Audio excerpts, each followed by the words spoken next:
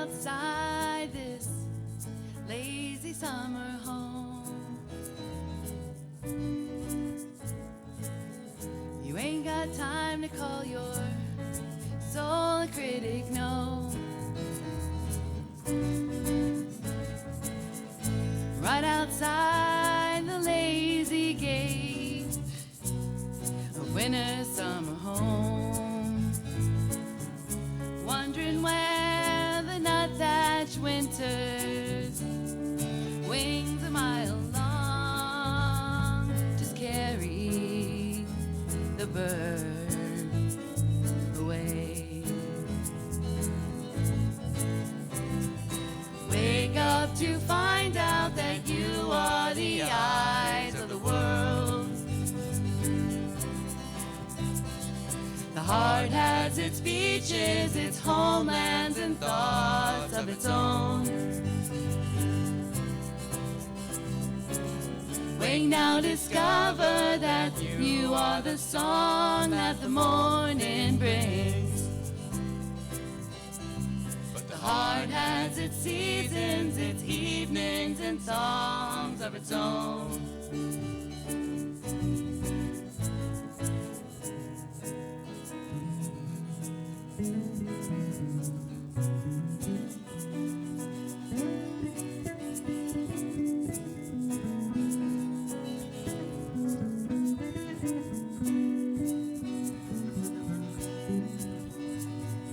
Comes a redeemer and he slowly too fades away. Follows a wagon behind him, it's loaded with clay.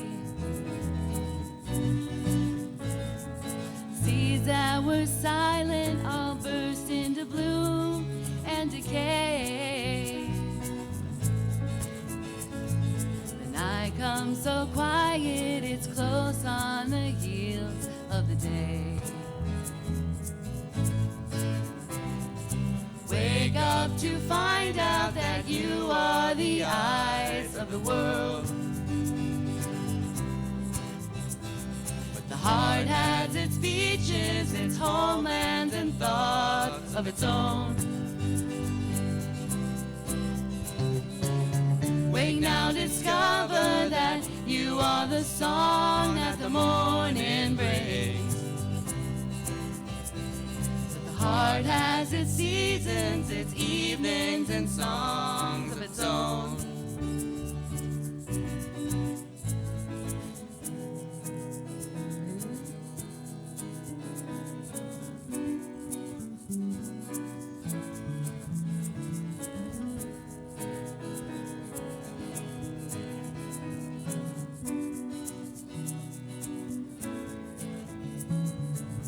Sometimes we live no particular way but our own. Sometimes we visit your country and live in your home. Sometimes we ride on your horses. Sometimes we walk alone. Sometimes the songs that we hear are just songs of our own. Wake up to find out that you are the eyes of the world. The heart has its beaches, its homelands, and thoughts of its own. Wake now, discover that you are the song that the morning brings. The heart has its seasons, its evenings, and songs of its own.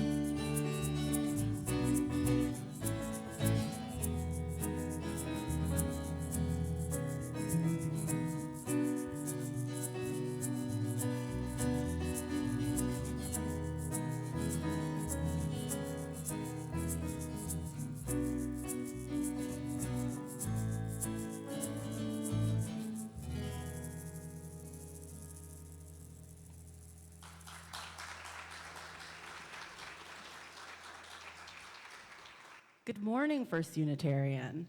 How are you this morning?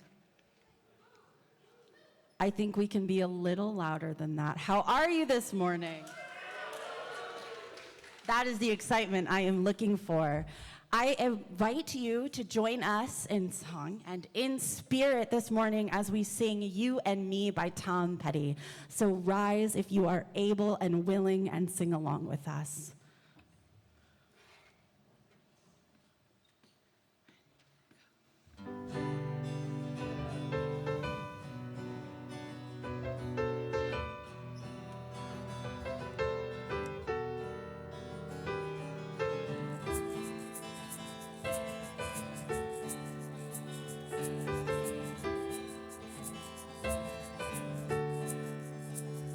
Take a look at what I got.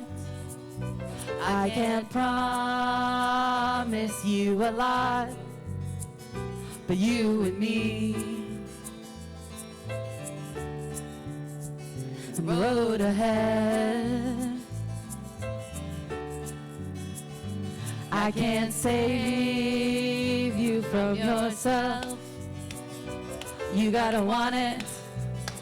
That's all that's left, you and me, and the road ahead.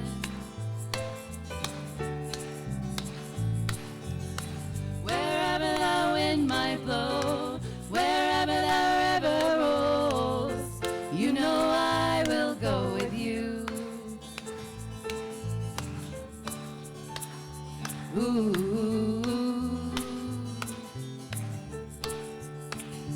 Looking over the mountain's crown, the river wars and tumbles down, like you and me, and the road ahead. Wherever the wind might blow, wherever the river rolls, you know I will go with you. Ooh, like you and me, and the road ahead. One more, like you and me. Road ahead.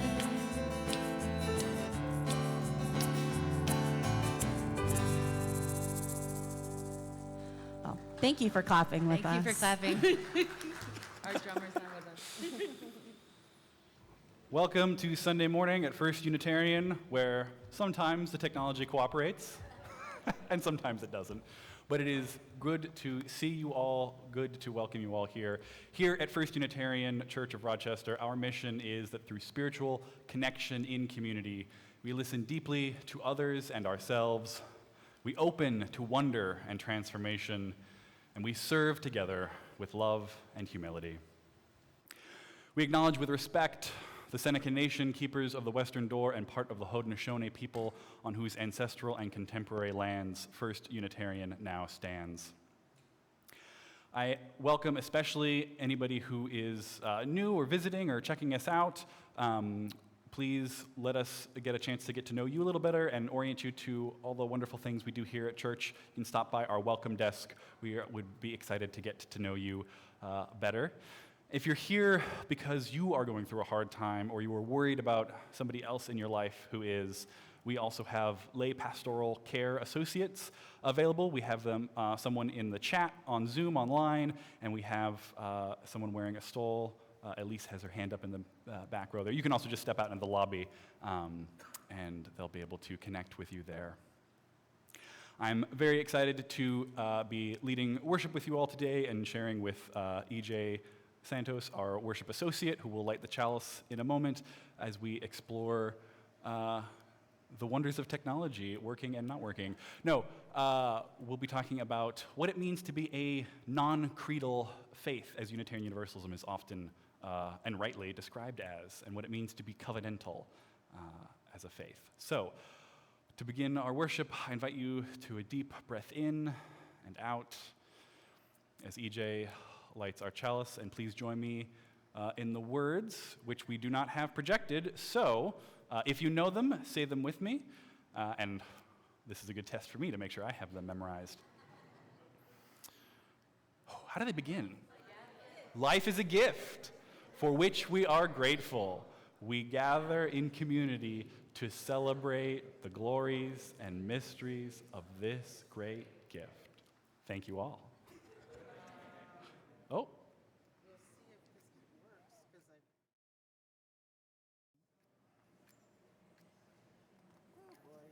There we go. All right.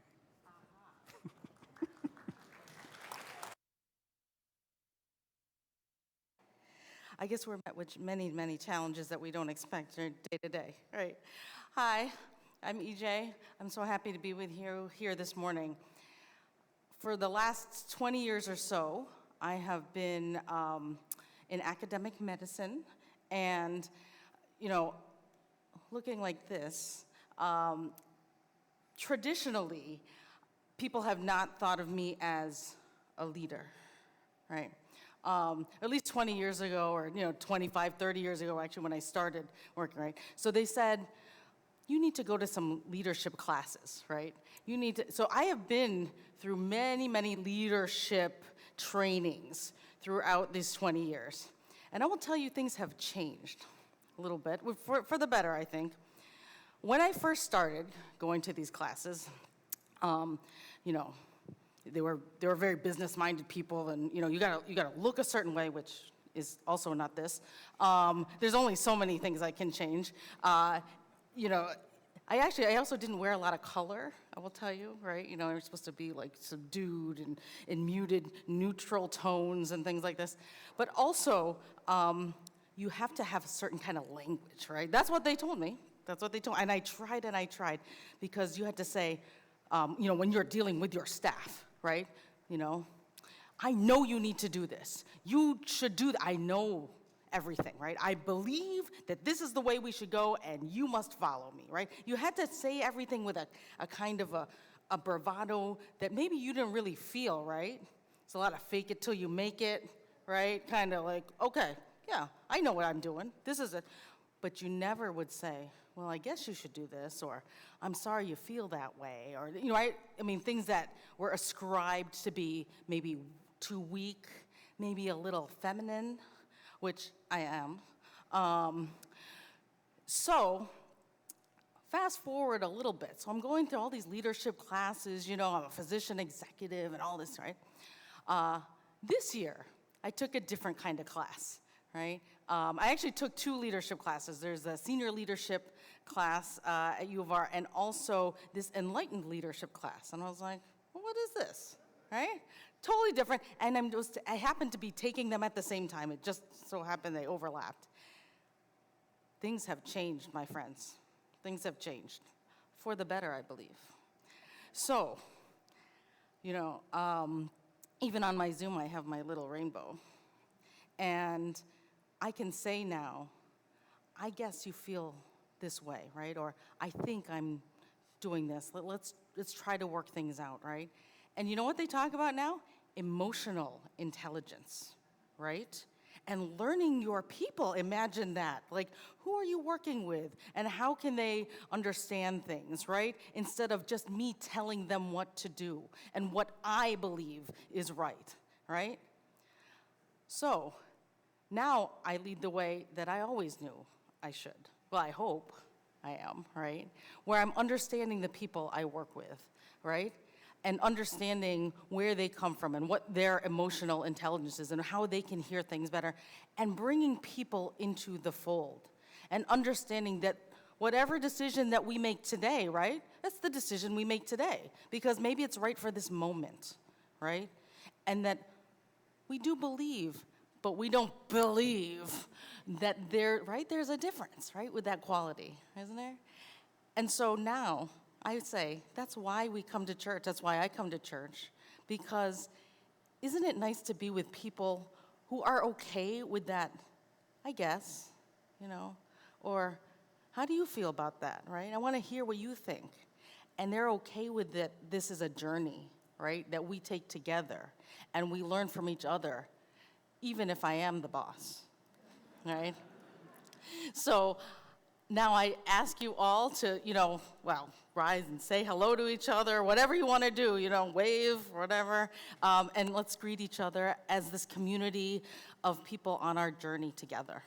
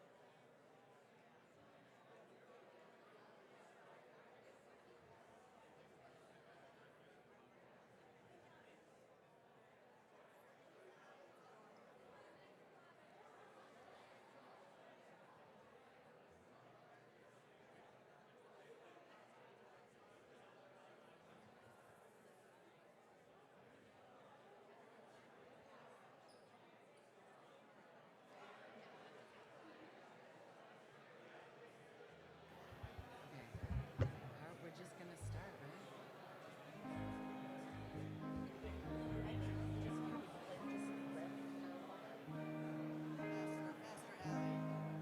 What? Okay.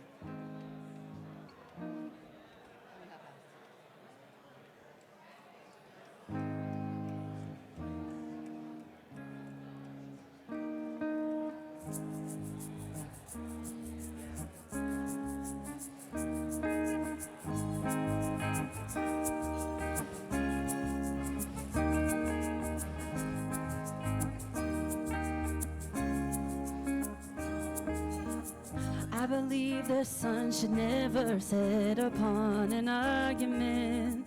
I believe we place our happiness in other people's hands. I believe junk food tastes so good because it's bad for you. I believe your parents did the best job they knew how to do. I believe that beauty magazines promote low self-esteem. I believe I'm loved when I'm completely by myself alone. I believe in karma, what you give is what you get returned. I believe you can appreciate real love till you've been burned. I believe the grass is no more greener on the other side. I believe you don't know what you got until you say goodbye. I believe you can't control or choose your sexuality. I believe that trust is more important than monogamy. I believe your most attractive features are your heart and soul. I believe that family is worth more than money or gold. I believe the struggle for financial freedom is unfair. I believe the only ones who disagree are millionaires. I believe in karma, what you give is what you get returned. I believe you can appreciate real love till you've been burned. I believe the grass is no more greener on the other side. I believe you don't know what you've got until you say goodbye. I believe forgiveness is the key to your unhappiness. I believe that wedded bliss negates the need to be undressed. I believe that God does not endorse TV evangelists. I believe in love surviving death into eternity. I believe in karma, that you give is what you get returned. I believe you can appreciate real love till you've been burned. I believe the grass is no more greener on the other side. I believe you don't know what you got until you say goodbye.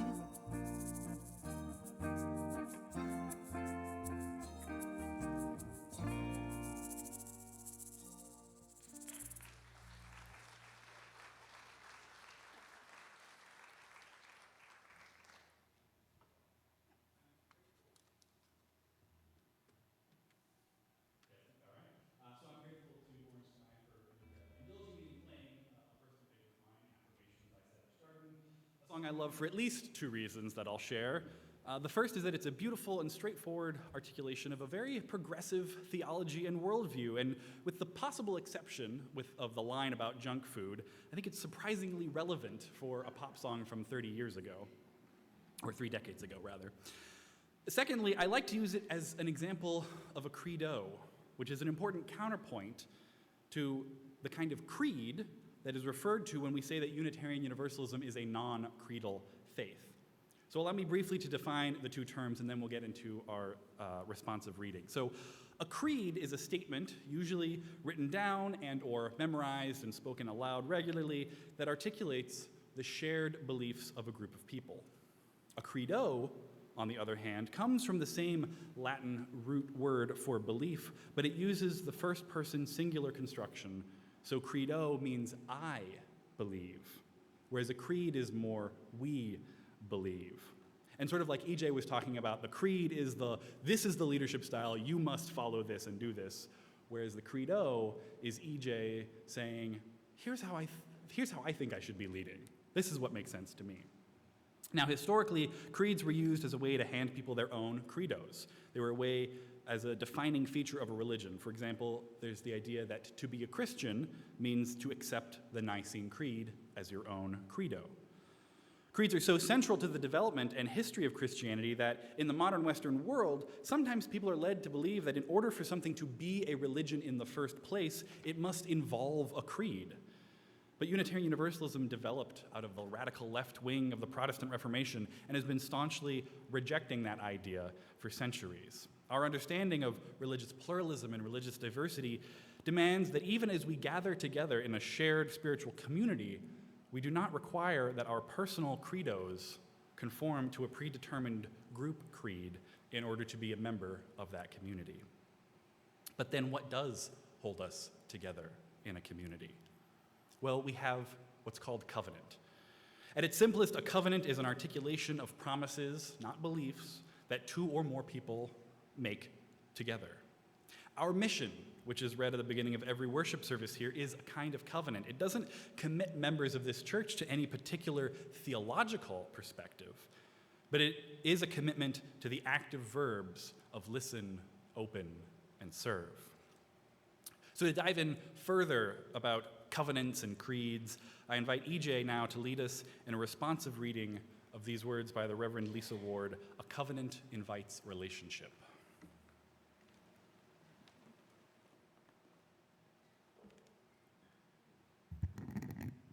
Okay, so I'm not sure how it's going to be on there, but I am going to,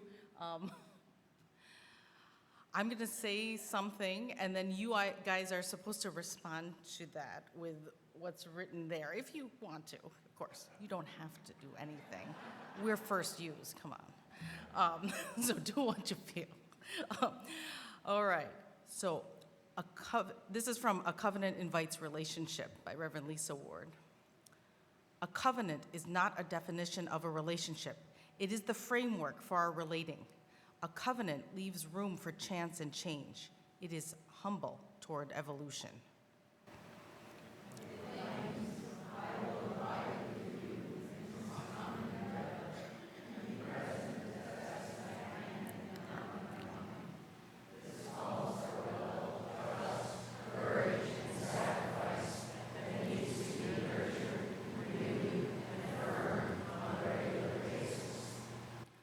A creed creates a static truth, something that does not incorporate new insights and realities.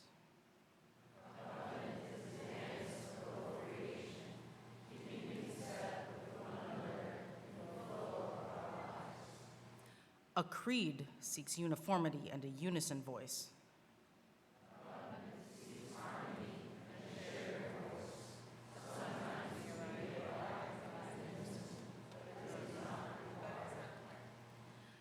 A creed gives authority to the statement.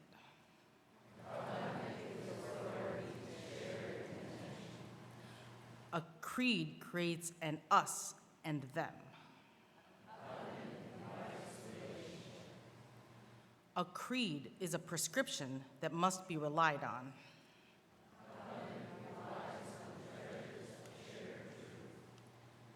The overall trust within this covenant is in the truth, capital T, something which no one person can fully see, yet something which each and every person can come to know, in glimpses, in another story, in epiphanies.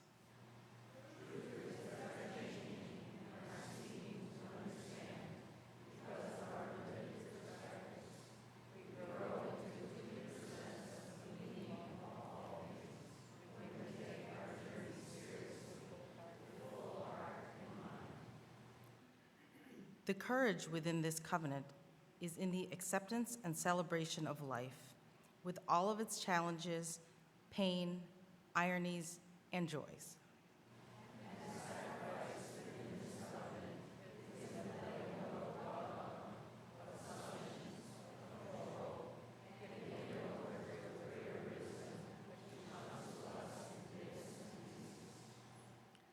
The task of this covenant is to take responsibility for the freedom we espouse.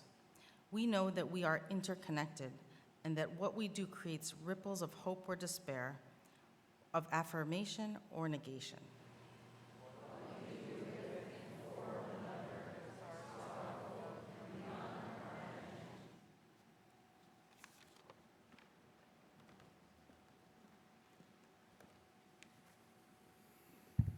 I invite us now into a time of meditation, reflection, and prayer, beginning with space for silence, centering, and intention. I invite you into the presence of this precious moment.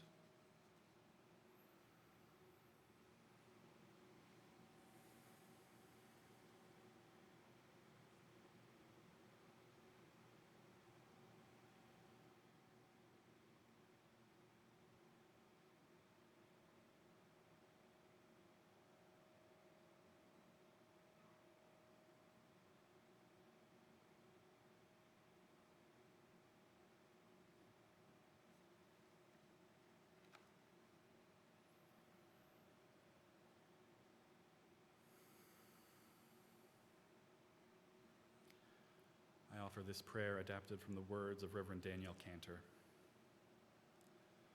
Great mystery which grounds us and surrounds us, God of many names and mystery beyond all our naming, persist in guiding us to a quiet measure of this moment, that we might link heart to heart in the stillness and calm, leaving behind all scurrying and fury, rush and contempt for the shore of this quiet moment.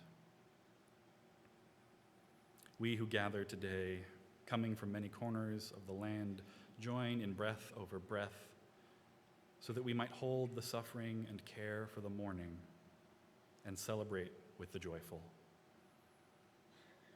Today we pray over those in our midst who struggle and appreciate those who have enough spirit to give today.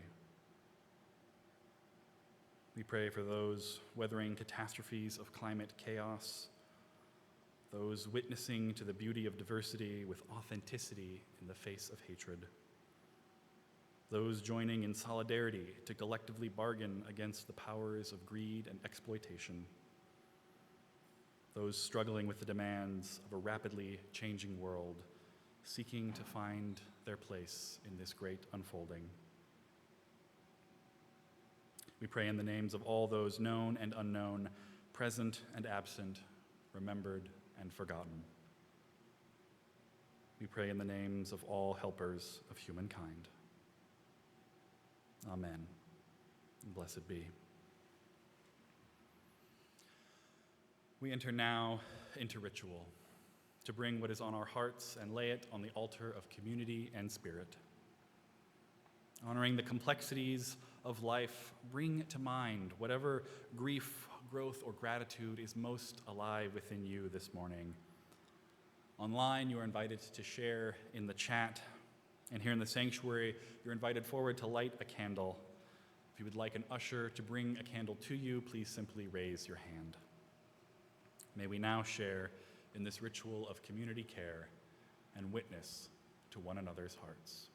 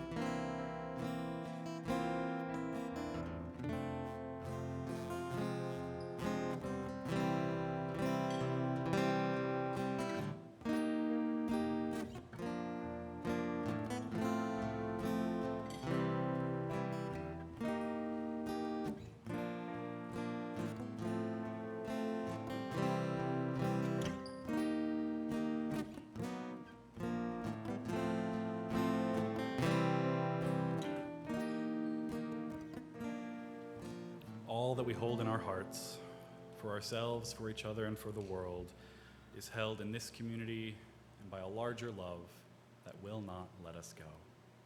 Amen. Blessed be.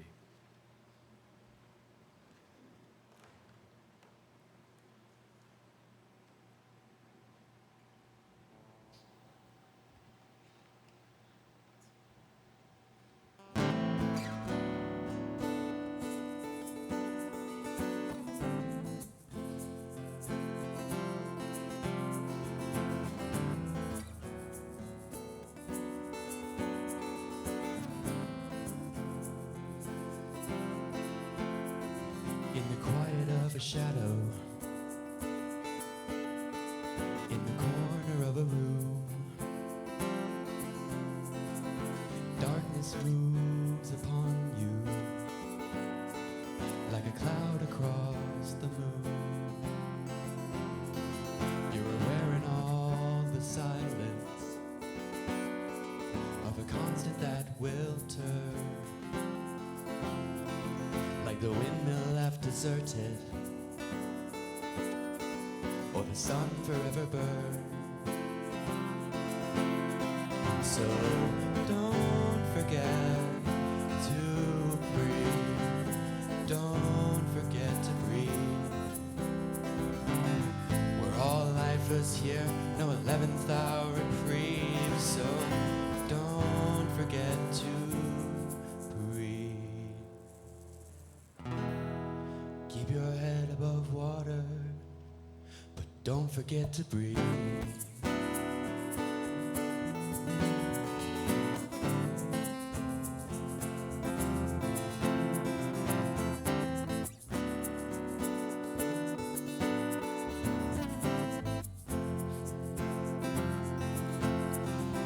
Suffering that you've witnessed, and the handprints on the wall, they remind you how it's endless, how endlessly you fall. And the answer to your question, for the question that you found, drives you further to confusion. Of ground. So don't forget to breathe. Don't forget to breathe. We're all lifers here, no 11th hour reprieve. So don't forget to breathe. Keep your head above water, but don't forget to breathe.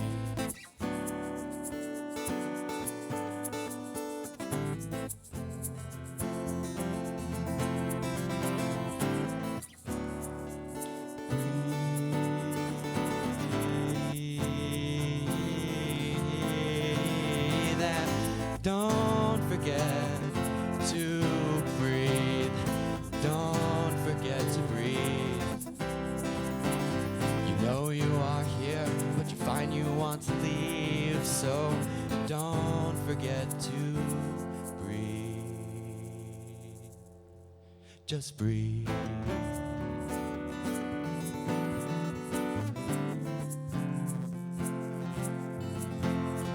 Just breathe.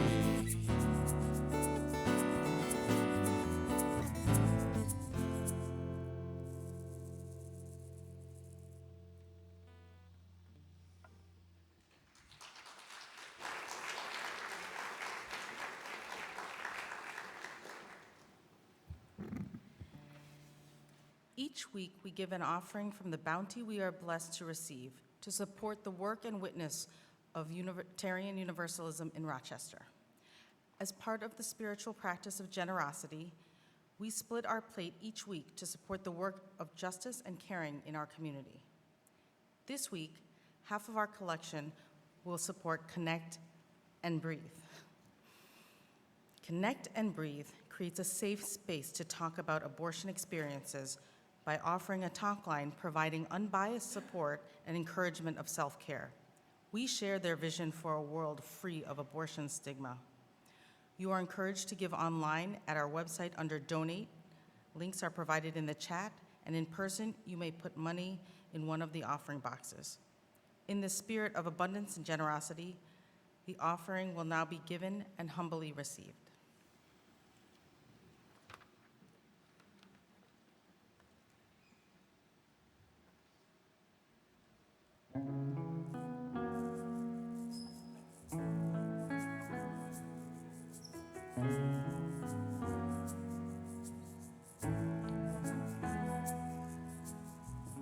When the light is gone and you're on your own, you've been trying, but the hurt just won't go away. And you don't know when the sun will shine again. All you gotta do is look my way. If you got a problem, I got a problem too. If you're standing at the bottom, I'll reach out for you. If you need someone to lean on, baby, I can be strong. I will carry you through.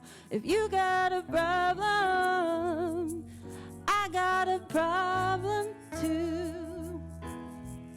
Everybody needs something to believe. If you want, you can always put your faith in me. And I don't know it all, but I know how it feels to fall. With a helping hand, you'll find your feet.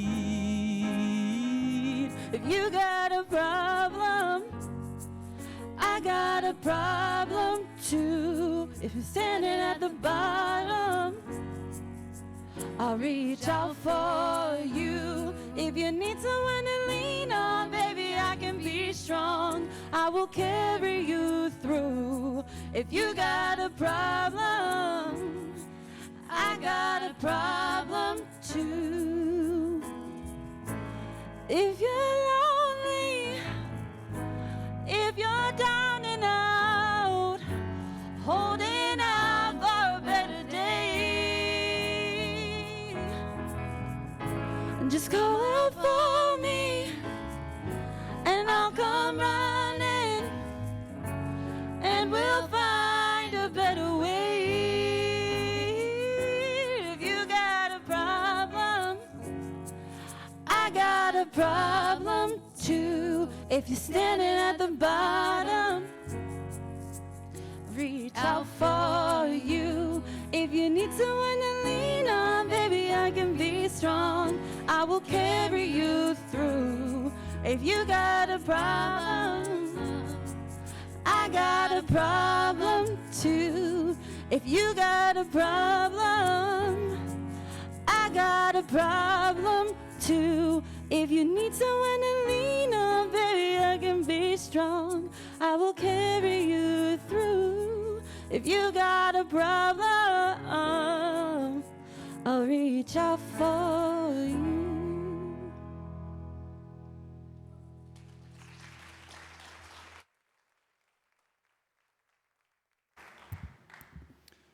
So as some of you know, I grew up Unitarian Universalist, and I am very grateful to have done so.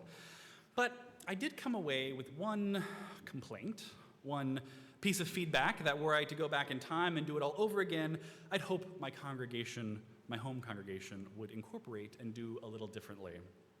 You see, by the time that I bridged into young adulthood, I had a strong sense of identity as a Unitarian Universalist. I could articulate what it meant to be a UU. But if you asked me what I believed personally, what my spiritual practices were, you would have gotten something kind of scattered and flimsy and incoherent as an answer. I think that we did the Building Your Own Theology curriculum for a few months in youth group, but that was more of a curiosity than like, aha, I have my own theology built now. There was some attention to personal credos when I did the process of bridging, but it wasn't actually like a full program or process. And I didn't actually ever write a credo statement and share it with the congregation. We didn't do a coming of age class for the 9th graders like this church does, like Sheila, our director of religious education, has done such a wonderful job with over the years. I do understand now my home congregation does have this in place, as many congregations across our Unitarian Universalist Association in this country have noticed the same gap that I experienced and realized we should make some changes to how we raise young UUs, even just since the days when I went through high school. So the problem was that I didn't enter adulthood having a firm grasp on what my primary theological or religious stance was, besides just saying that I was a Unitarian Universalist. I was kind of pluralist, spiritual, but not specific. So it wasn't until I went to seminary and was required to write spiritual autobiographies and to write from my own personal religious perspective regularly that I had to really sit down and articulate something that would stick with me. Certainly, it would change over time, as Unitarian Universalist personal credos are wont to do, but to have done the process of writing it down, at least for that moment. I wish I had grown up in a church that more directly asked me and engaged me in the question of what I believed, what my spiritual practices were, rather than focusing so much on the freedom that I had. And to be clear, I'm not asking for less freedom of religion in UU communities. It's a very important foundation, but it's also, it's necessary but not sufficient. It's not enough. Sort of to make an analogy using the great American economic enterprise, if you'll bear with me, it's sort of like this. It's one thing to say you have the freedom to pursue happiness and to do whatever you want with your life, but it's another thing entirely to have a society, to have an economy where every person actually has the resources and opportunities to express and explore and utilize that freedom. Similarly, in a UU church, it's one thing to just say, you have the freedom, you can discern your own beliefs, and end there. It's another thing to actively engage, not just our youth, but all members of our community in saying, well, here's what I believe, at least here's an attempt to articulate what I believe today.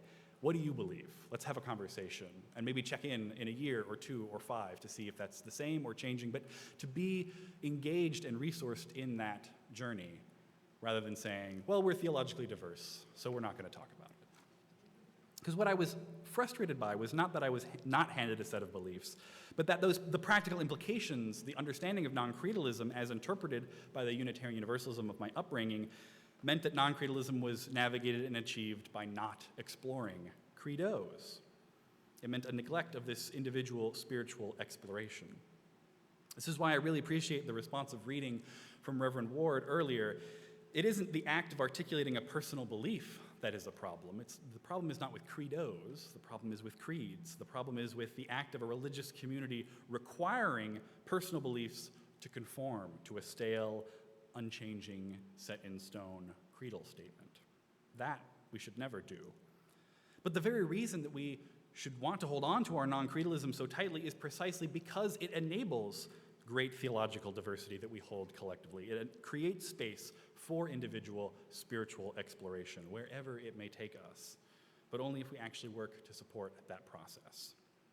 So being non-creedal should actually make us creedful or credo-ful.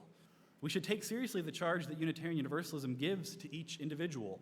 You will not be handed a theology or a particular spiritual practice that you must do. So you need to do the work to discern and articulate what yours is. But again, it's not enough to just say, here's your work to do. At our best, our congregations, our churches, are places where this spiritual work can be resourced and encouraged and made possible. If that sounds like work you'd like to do, please come and talk to me about our adult spiritual development program and our many offerings, including our Soul Matters small group ministries, and especially if you're interested in deepening your personal theological exploration and grounding of a personal theology within the container of Unitarian Universalism, come talk to me about UU Wellspring. So, great. We're part of a church. We have our own spiritual path and credo. It's different from the person sitting next to us, but the question may come, why are we sitting next to each other? If we have all these individual spiritual paths, why are we here in church community together? And what is holding us together? How do we navigate conflict and differences? Well, this is where covenant comes into play, a practice of being in and staying in relationships through commitment, through the shared understanding and articulation of promises.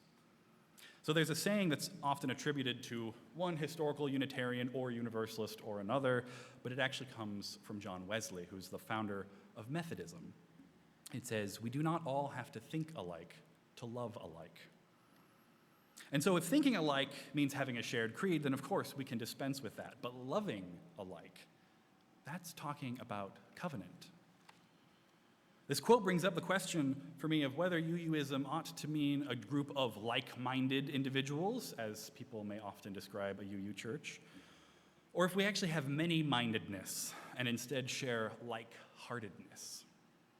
Well, I actually think that Unitarian Universalism holds room for both like-mindedness and like-heartedness.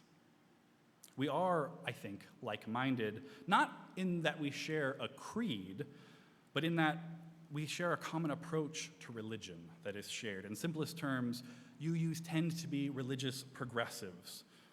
Despite the variety of theologies and practices represented within Unitarian Universalism, we do think that it matters what we believe, that some beliefs are expansive and others are divisive, that some approaches to religion honor the dignity of every person and the diversity of religious truths and the inspirations that call us to work for a better world, and other religious ideas and articulations lead us down narrow paths that dehumanize others and create an us and them.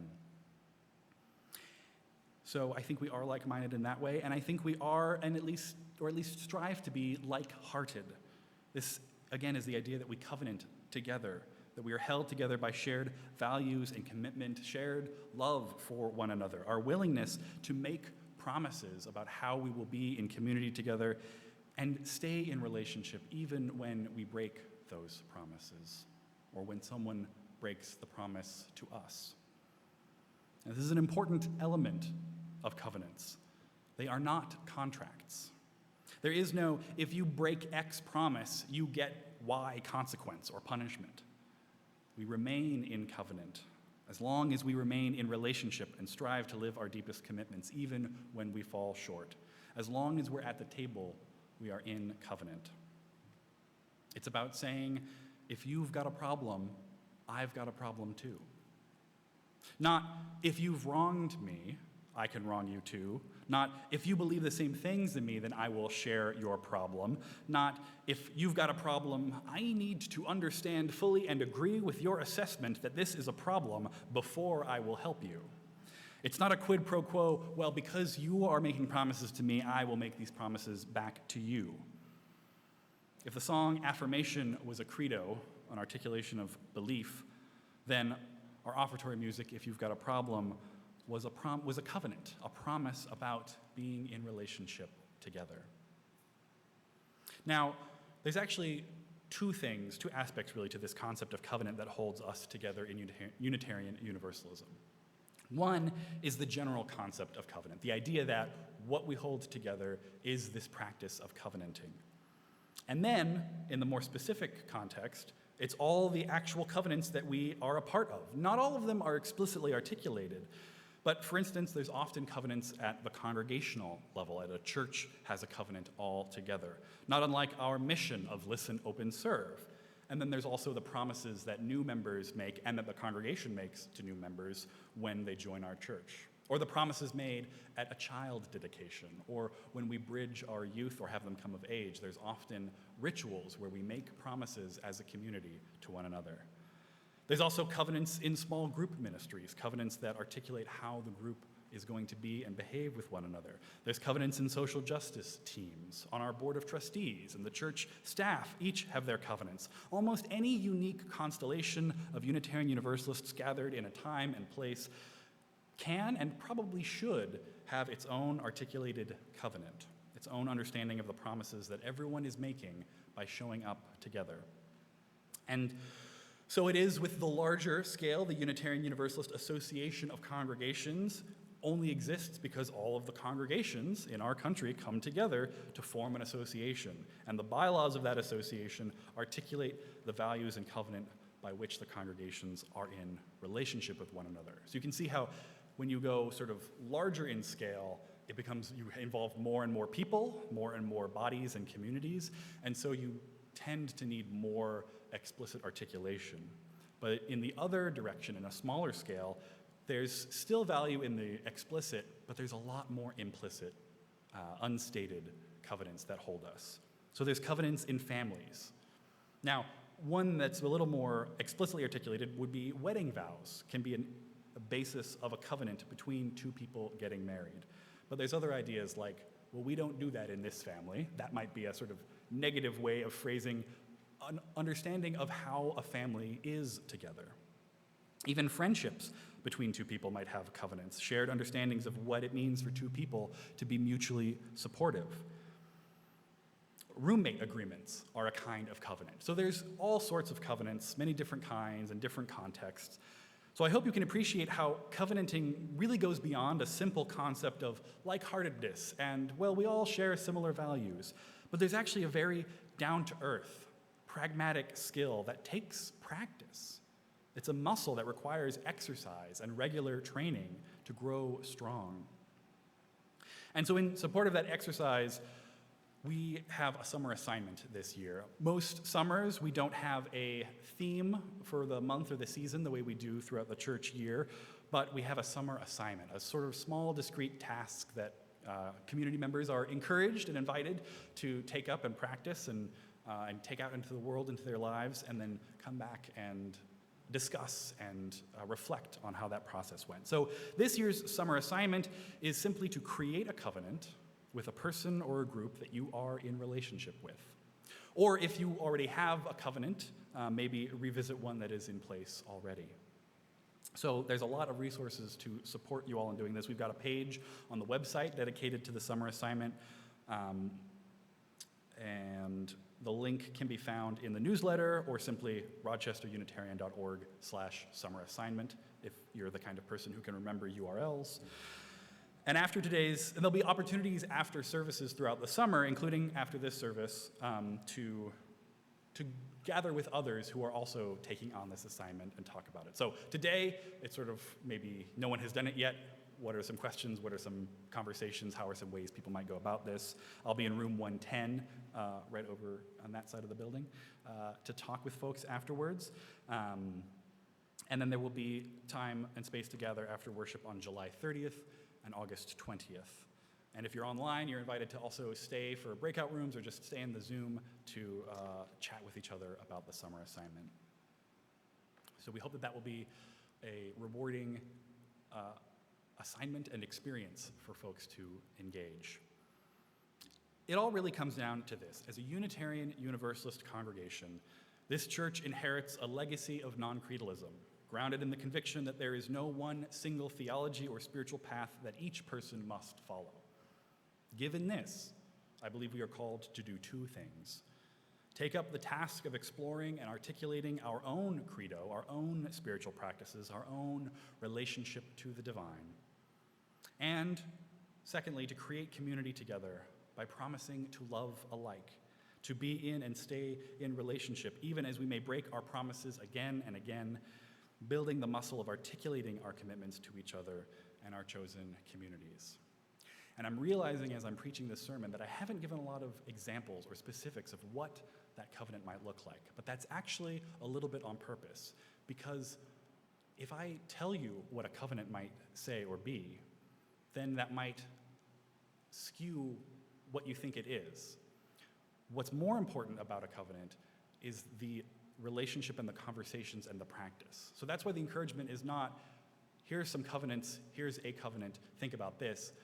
The assignment is actually to have a conversation with another person or a group of people and do the work of figuring out what are the promises that we make to one another that give the shape and the container to our relationship. To end with a quote from Elizabeth Gilbert, author of Eat, Pray, Love, to be fully seen by somebody and then loved anyhow, that is a humor and offering that can border on miraculous. For me, that is what we are seeking in this strange, non-creedal religion that is Unitarian Universalism, to experience the miracle of being seen fully and in our entirety, with all our beliefs and values, our credos fully articulated, if ever fluid, and offering that miracle to others, witnessing to who they are and what they believe, and loving each other anyhow, regardless of what we find, of whether we share the same beliefs and practices or not, but always promising to love alike and to stay in relationship, in covenant, together on the journey. In the spirit of this miracle, please sing with me and our band, Orange Sky, our closing hymn, number 1008, When Our Heart is in a Holy Place. We welcome you to rise in body and spirit as we sing our closing hymn.